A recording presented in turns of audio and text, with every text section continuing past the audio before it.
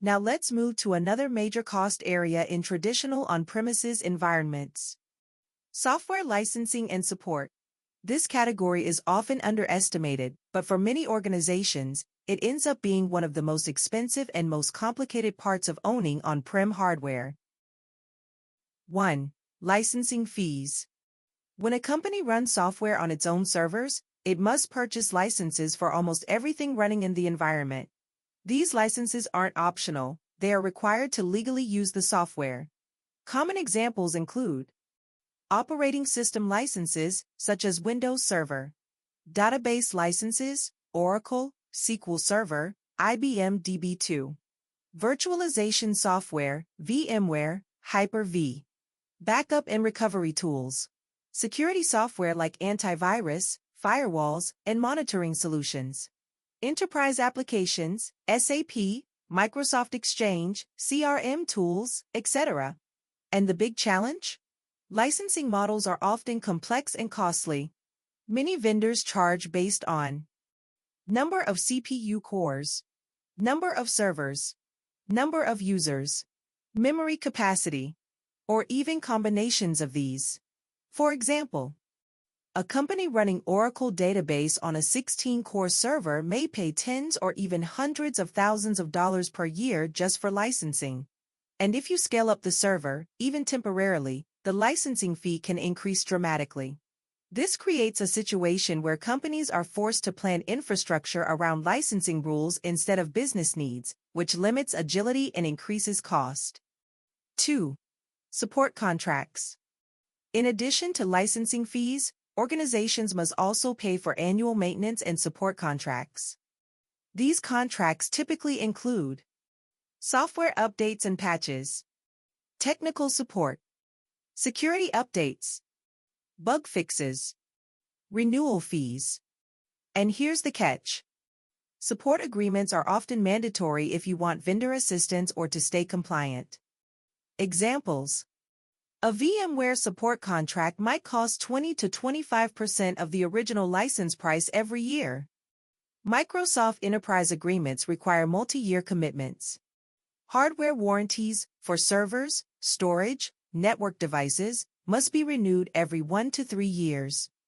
If a company has dozens or hundreds of servers, these support renewals quickly become a 6- or 7-figure annual expense. 3. Inflexibility and vendor lock-in. Traditional licenses tend to be inflexible. You pay for the full amount whether you use it or not. You cannot easily scale down to save money. You may be locked into long-term contracts. For example, if an organization buys 100 Windows Server CALs, client access licenses, but only 60 employees use them, they are still paying for all 100. This lack of flexibility is a big contrast to AWS, where most services use pay-as-you-go pricing and scale automatically with actual usage. On-premises software licensing and support costs are high because organizations must purchase licenses up front, renew them yearly, maintain support contracts, follow strict vendor rules, commit to long-term agreements. When companies move to AWS, many of these expenses are reduced or eliminated because AWS provides managed services with built-in licensing, serverless options with no OS licensing, pay-as-you-go models, less dependency on large, inflexible enterprise agreements. Another major cost category in traditional on-premises environments is labor and personnel costs. These costs are often much higher than organizations expect, because running your own data center requires a large team of skilled professionals just to keep everything operational. Let's break this down. 1. IT operations staff. To operate on-prem infrastructure, companies must hire a wide range of technical specialists, such as system administrators who maintain servers and operating systems, network engineers who configure switches, routers, firewalls, and VPNs, database administrators, DBAs, who manage backups, tuning, and performance, security analysts who handle vulnerability patches, compliance, and monitoring, storage engineers who manage SANs, backup systems, and disaster recovery, Help desk and support personnel. Every one of these roles comes with salaries, benefits, training, tools, and certifications, all of which increase cost year after year. A medium-sized organization may need 20 to 50 people just to maintain its on-premises environment. Large enterprises may need hundreds. This makes labor one of the largest operational expenses in traditional IT. 2. Routine work creates inefficiency.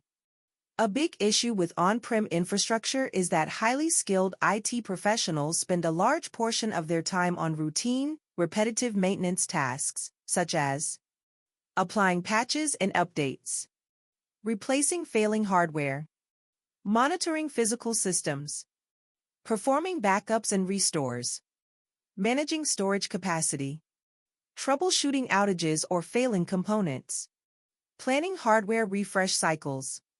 The problem? These tasks do not drive innovation and do not help the business grow. They represent a huge opportunity cost. For example, a talented engineer could be building automation pipelines, modernizing applications, or improving security, but instead, they spend hours rebooting servers, replacing disks, or running manual updates. This slows down digital transformation and reduces overall productivity. How AWS reduces labor and personnel costs.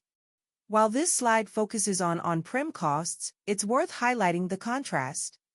AWS removes a large portion of the undifferentiated heavy lifting by providing managed databases, no patching or provisioning, managed security services, automated scaling, resilient infrastructure, built-in monitoring and backups, fully managed serverless options.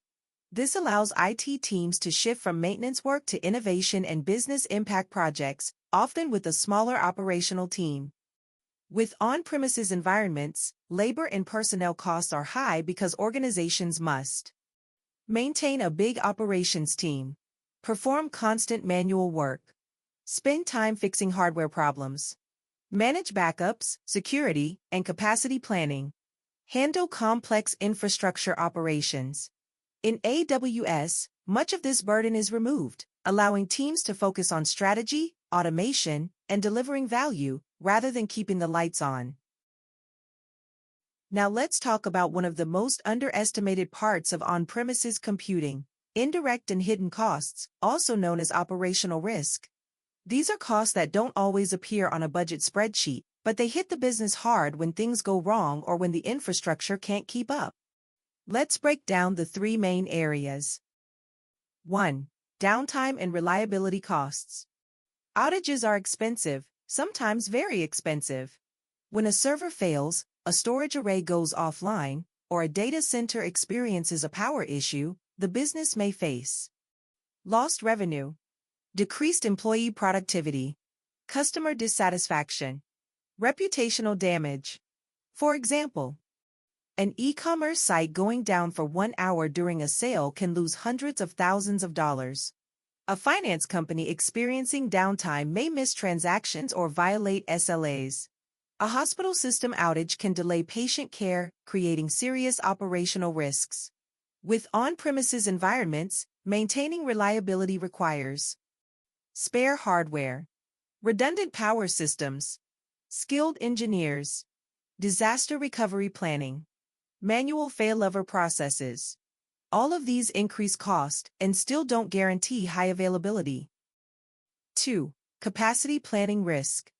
Another hidden cost is capacity planning. On-premises infrastructure forces companies to buy enough hardware to support their peak demand, even if that peak happens only once or twice a year. This creates two expensive scenarios. Over-provisioning. Buying more hardware than you need results in wasted resources and idle servers.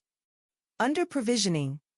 Buying too little slows applications, frustrates customers, and limits business growth. For example, if a retail company underestimates holiday traffic, the system may crash during the busiest time of the year. If they overestimate, they waste thousands on unused servers. In either case, the business loses money. AWS eliminates this risk with elasticity, but we'll explore that more later. 3. Security and compliance costs. Security in an on-prem environment requires firewalls, intrusion detection systems, physical security controls, encryption tools, patch management, audit logging, compliance reporting, vulnerability scanning, manual security staffing. With AWS, much of the heavy lifting is built-in or automated. But on premises, the organization pays for everything: hardware, software, people, processes, and risk. Indirect and hidden costs, such as downtime, poor capacity planning, and the burden of security and compliance, can make on-premises environments far more expensive and risky than they appear on paper. These operational risks are a major reason organizations choose AWS, where resilience, elasticity, and security features are built into the platform. Alright, so at this point, go ahead and pause the video. Take a moment to read the question carefully and try to answer it on your own. Once you've made your choice, resume the video. Next, I'll walk you through a few clues to help you identify the correct answer. Let's walk through this question together. A company is assessing whether they should keep their on-premises data center or migrate to AWS. During the assessment, they find a long list of annual expenses: power, cooling, physical security, fire suppression systems, and building maintenance, none of which were included in their original IT budget. So, which category of on-premises costs does this scenario primarily illustrate? Correct answer: facilities and utilities expenses. This scenario is clearly describing facilities and utilities costs. Why? Because everything mentioned, power, cooling, physical security, fire suppression, and building maintenance, directly relates to the physical environment required to run a data center. These are classic hidden or underestimated costs of on-prem infrastructure, and many companies only realize how much they're truly spending when they evaluate cloud migration. Why the other options are incorrect? Labor costs for system administrators.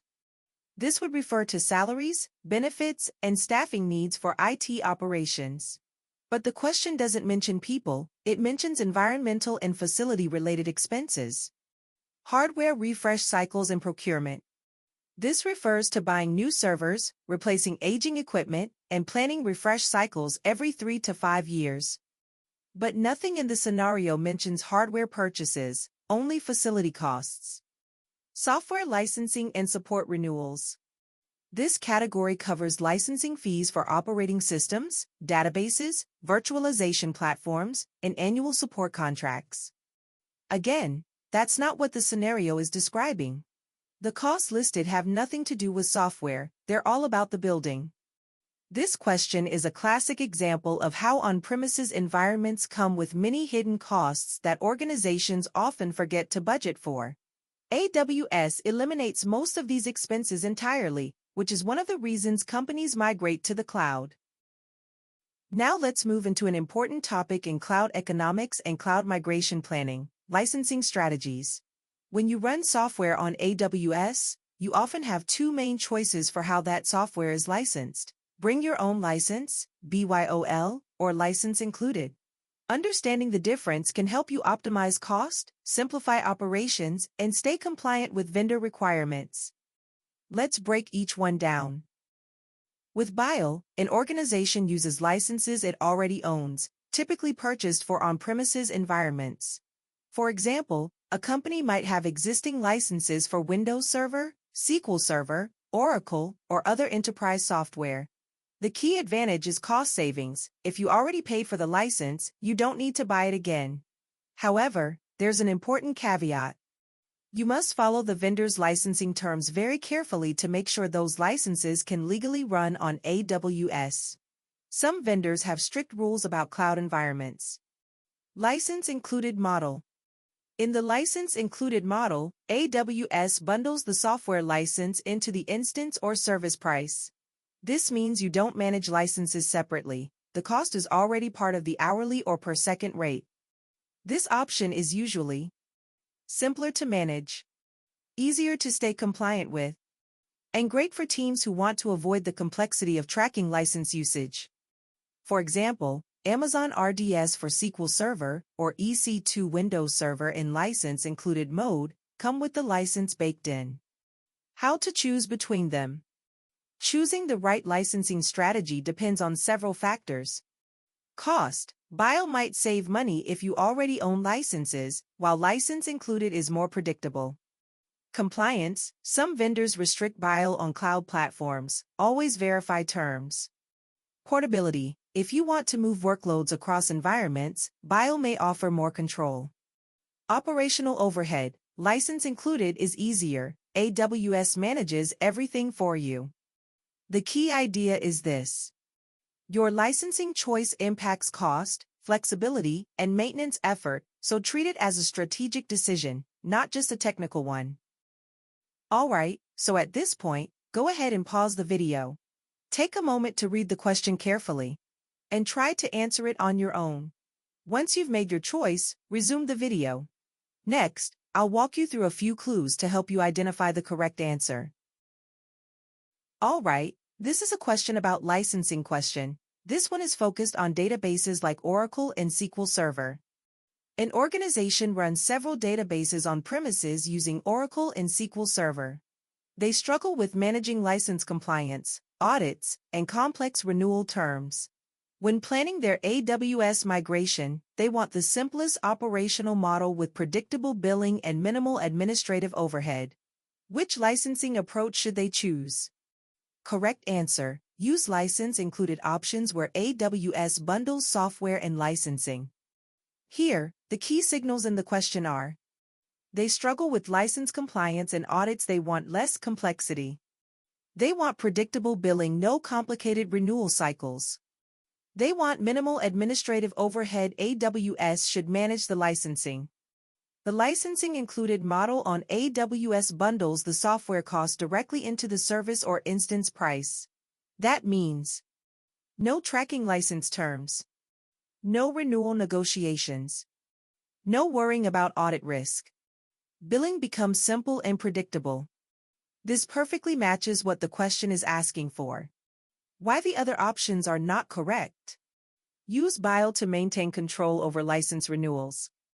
This increases complexity and keeps the same compliance issues they are trying to escape. Deploy only open-source engines to remove all licensing requirements.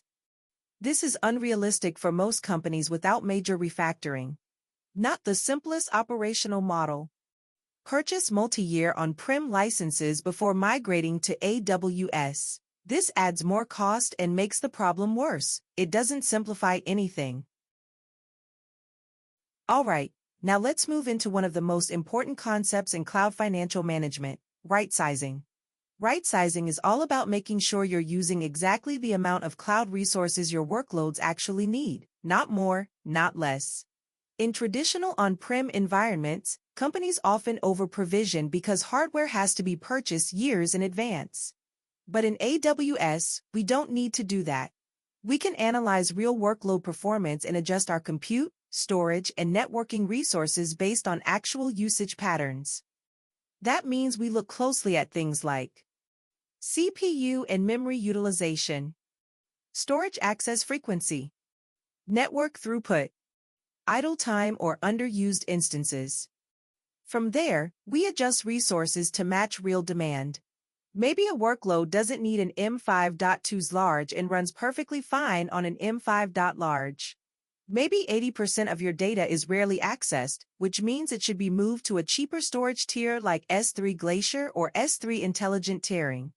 Or maybe an application gets heavy traffic only on weekends, which means auto-scaling can help reduce costs during the week.